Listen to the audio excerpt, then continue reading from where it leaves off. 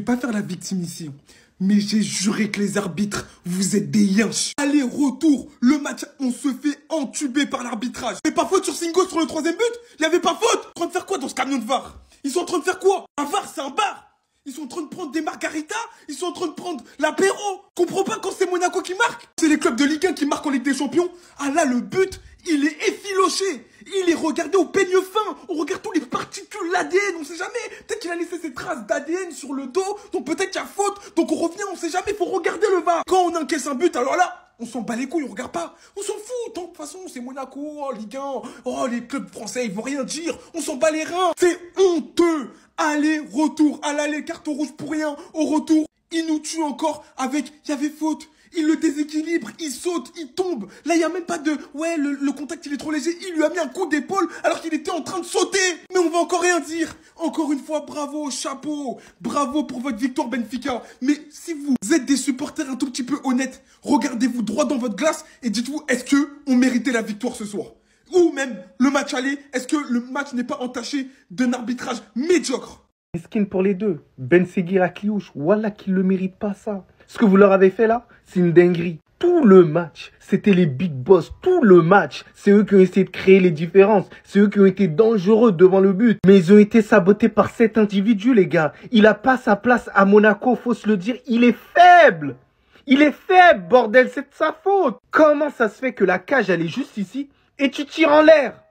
C'est une dinguerie. Qu'est-ce qu'il est nul. Mais il faut parler français, hein. Le Paris Saint-Germain, ils ont bien fait de l'expulser assez rapidement. Parce que il était nuisible. Ils ont compris absolument tout. En plus, tu vas parler avec la presse, hein. Ça, c'est ton meilleur exercice. Mais la tête donne sur le terrain. Mais il était inexistant.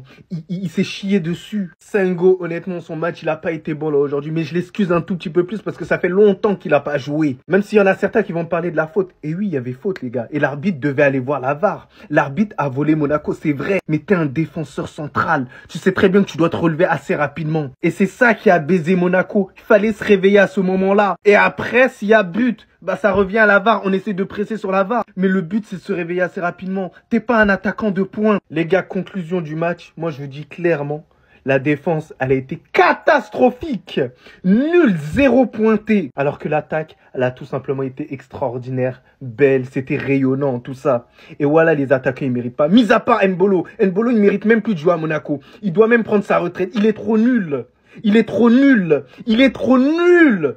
Les gars, vous imaginez, j'étais énervé. Je comprends maintenant, Bass, pourquoi il met sa vie. Mais voilà, et c'est trop une dinguerie ce qu'ils m'ont fait, Monaco. Ah! C'est trop cruel le foot. C'est trop cruel le foot.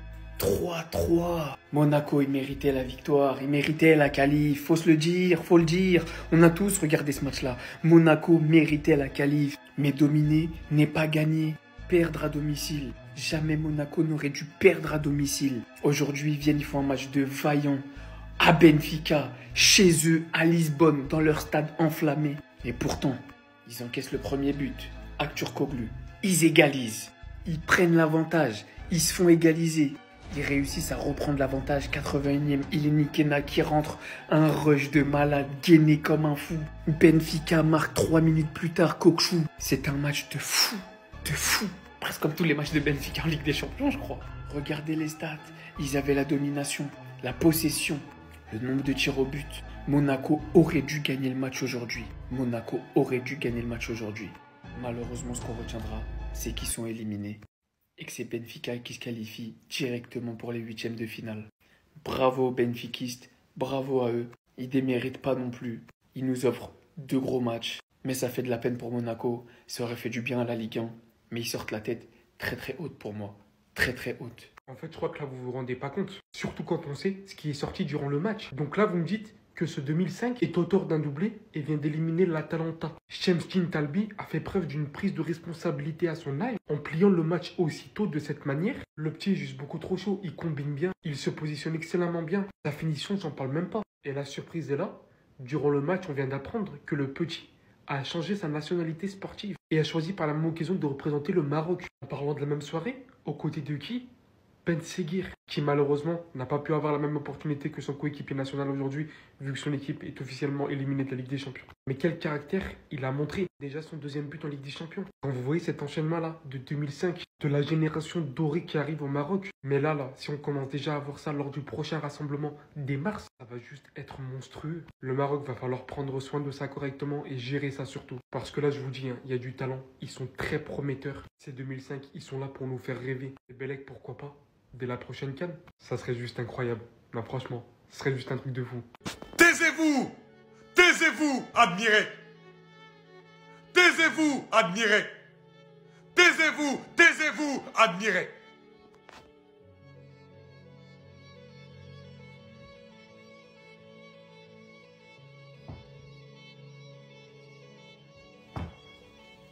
Les gars, ce soir devant ma télé, j'étais comme ça.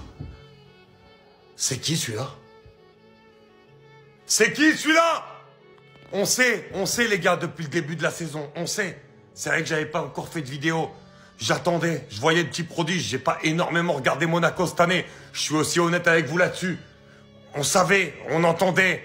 Les gens qui regardent beaucoup la Ligue 1. On entend, on a envie de voir ce que ça donne. On regarde en Ligue des Champions et on crie waouh! Le match de Magnès à Cliouche contre Benfica.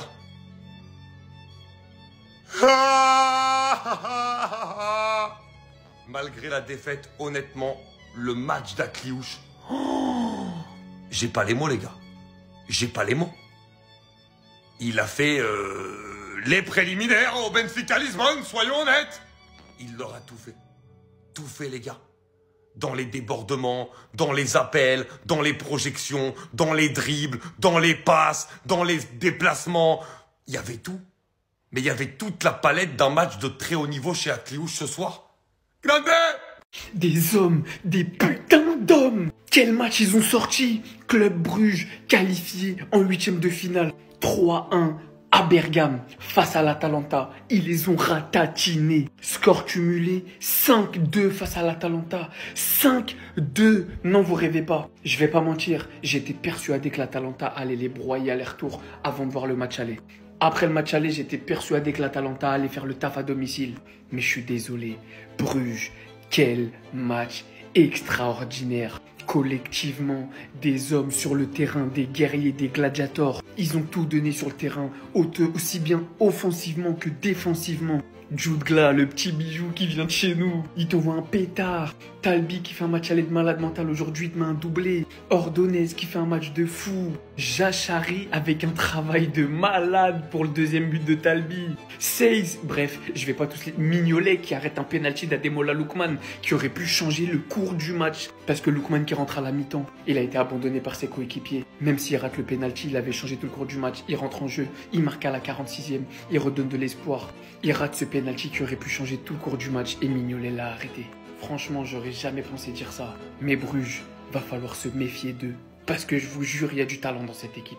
Ils n'étaient pas champions de Belgique pour rien. Pour être honnête, il n'y a pas que l'arbitre qui nous a éliminés. On s'est éliminés tout seul.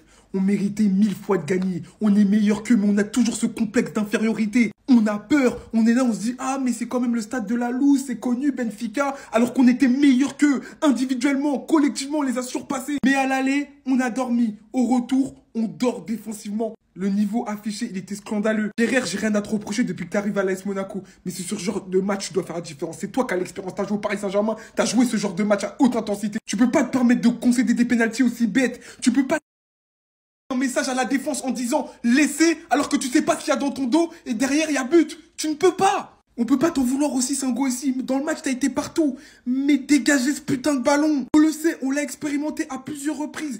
Dégagez-moi ce ballon. On a pris un but, on n'a pas compris 2 buts, on n'a pas compris 3 buts, les gars. C'est normal. On se tire une balle dans le pied.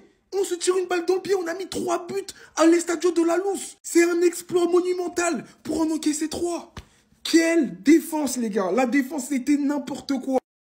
Enrique, sur le premier but, où t'es? Où t'es? Depuis que t'es revenu des croisés, offensivement, t'as plus le même rendement et défensivement, tu laisses des trous comme ça, béants. Comme je l'ai dit, notre match, il a été exceptionnel dans l'intensité, dans l'organisation. Offensivement, ça a été flamboyant. Mais quand tu vois ça, tu veux dire quoi, en fait? Tu veux dire quoi? Des nuls aujourd'hui. Voilà, c'était la journée des équipes qui n'étaient pas forcément intéressantes. merci Benfica. Voilà. C'est tout ce que j'ai à dire en fait. Merci Benfica pour la proposition, pour la prestation, pour le divertissement, pour tout ce que vous avez pu faire aujourd'hui de 21h à 23h. Merci pour tout. Quand tu supportes aucune des deux équipes, c'est-à-dire que tu supportes ni Benfica ni Monaco, tu te poses devant ce match, tu as envie que ce soit un match à but, un match à spectacle, un match avec des rebondissements. Et c'est ce qui s'est passé aujourd'hui. Merci Benfica. Cette année, Benfica ont le don de proposer des bons matchs en Europe. Des matchs plaisants à voir. Pas forcément plaisants à voir pour les benfiquistes, mais des matchs plaisants à voir pour les fans de football. Après le Barça, malgré que ce soit une défaite, aujourd'hui c'est Monaco 1-0, 1-1, 2-1, 2-2, 3-2, 3-3, 4-3. Non les gars, on ne savait plus où mettre la tête. C'est pour ça qu'on vous remercie chaleureusement pour le divertissement et on vous félicite pour votre qualification en 8e de finale. Merci pour tout. Divertissez-nous encore s'il vous plaît. C'est tout pour moi. Surveillez pas le sel, ça viendra d'en bas. Clic, clac, boum. On s'attendait pas à grand chose, mais finalement on a passé une grosse soirée. Suite à cette 3e journée de barrage de Ligue des Champions, nous connaissons certains potentiels adversaires des 8 premiers qualifiés.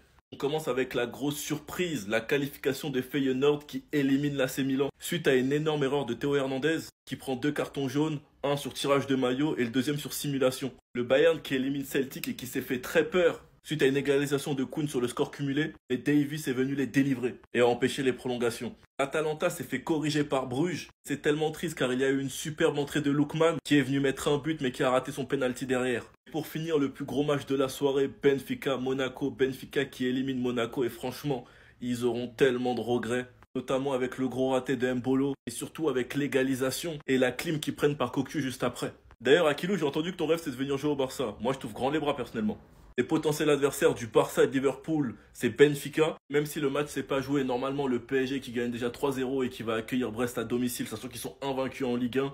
Pour l'instant, pour Lille et Atalanta, c'est Bruges. On attend le match de Dortmund et Sporting. Et pour Arsenal-Inter, c'est Feyenoord. Maintenant, on a tous qu'une hâte, c'est les matchs de demain. Sinon, vous les gars, vous en pensez quoi? Ramenez-vous sur cette personne, on s'ennuie. On m'avait promis une soirée d'Europa League. Venez pas faire les mecs de la hype maintenant à dire qu'on a vécu une soirée de malade mental. Avant les matchs, tout le monde disait la soirée elle pue la merde, les matchs ils sont claqués, je vais même pas regarder. Voilà ce qu'on a eu ce soir, à un moment de la soirée. Le Milan éliminé. L'Atalanta qui perd 3-1 avec un carton rouge où Toloi perd totalement le contrôle. Il pète un plomb et il perd toute son aura. Le Bayern qui perdait encore à la 90e. Ils sont venus égaliser le Celtic à la 94e sur un but d'Alphonso Davies. Et Monaco-Benfica 3-3, un match de malade. On a failli avoir un penalty pour Benfica dans le temps additionnel. Voici les scores finaux de la soirée. Les gars, arrêtez de croire que le football se résume qu'aux grosses équipes. Arrêtez de croire que le football, ça se résume qu'aux grosses affiches. Allumez vos télés un peu, débranchez flash résultat, flash score et allez un petit peu regarder les matchs et vous allez voir. Bruges, ils ont fait un match de fou. Le Feyenoord tout à l'heure qui réussit à sortir le Milan AC. Le Bayern qui fait uniquement entre guillemets un match nul et qui perdait jusqu'à la 90e minute. Ils ont failli aller en prolongation. Et Benfica Monaco, peut-être le match le plus dur à pronostiquer avant, qui se finit sur un 3-3 dans un thriller de malade mental. Et si vous avez écouté vos potes, ou tout simplement que vous n'êtes pas un amoureux passionné de foot, vous avez très certainement raté ces matchs-là. Pourquoi? Parce qu'on aurait dit des affiches d'Europa League. Ce format de Ligue des Champions, c'est le divertissement, les frères. Purée, guettez-moi les résultats de ce soir. Ce soir, l'AC Milan s'est fait éliminer par le Feyenoord. Qui aurait pu imaginer que le Feyenoord éliminerait l'AC Milan, les frères? C'est une dinguerie. Ce soir, l'Atalanta tombe face au club Bruges. 3-1 ce soir, ils avaient pris 2-1 à l'aller, si je me trompe pas. Bref, les gars, big dinguerie. On dirait deux gros clubs, hein. Deux gros clubs. Pour rappeler, l'Atalanta a fini aux portes du top 8. C'est une dinguerie quand même. Le Bayern s'est fait très peur face au Celtic. Il se qualifie 3-2 au goal average. Mais globalement, c'est un match nul encore une fois à domicile. T'as Celtic qui domine, enfin pas qui domine, mais qui mène pendant tout le match. Ça fait peur pour le Bayern. Et malheureusement, Monaco qui sort face à Benfica, ils ont failli revenir les frères. Il y avait 2-1 pendant quasiment tout le match. Le match s'est emballé vers la fin du match.